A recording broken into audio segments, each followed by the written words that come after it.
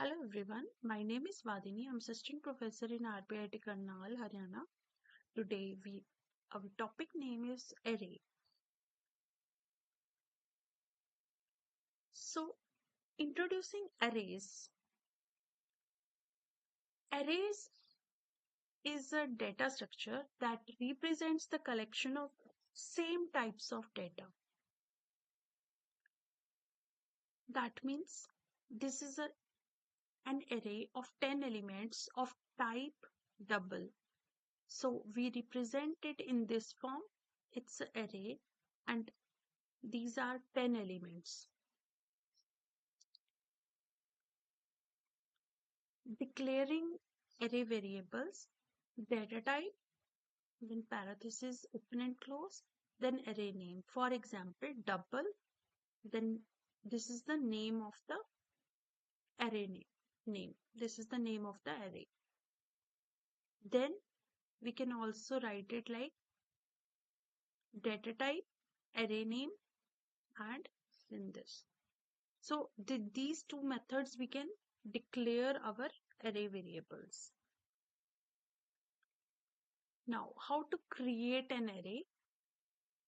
Array name equal to new data type and then array size. For example, array name here is my list is the array name new and the data type we choose is double and the size is 10. So here like my list 0 that references the first element in the array. Like here this is the first element of the array, my list 0. And mylist 9 that references to the last element in the array like this. This is the last element in the array.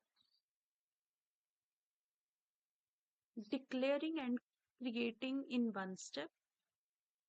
This is how we can declare the array like double, then mylist and equal to new, then double 10. This is how we can create an array.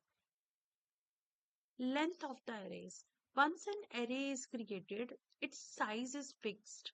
It cannot be changed. You can find its size using array variables to left. So due to that, sometimes if we let's say if we have array of 10 elements and later we delete it, we cannot, it is fixed. So the memory leakage is more in case of array. So to overcome this drawback, we use the linked list in the data structures. If you like our information, do like and subscribe our channel. Keep learning and thank you for your precious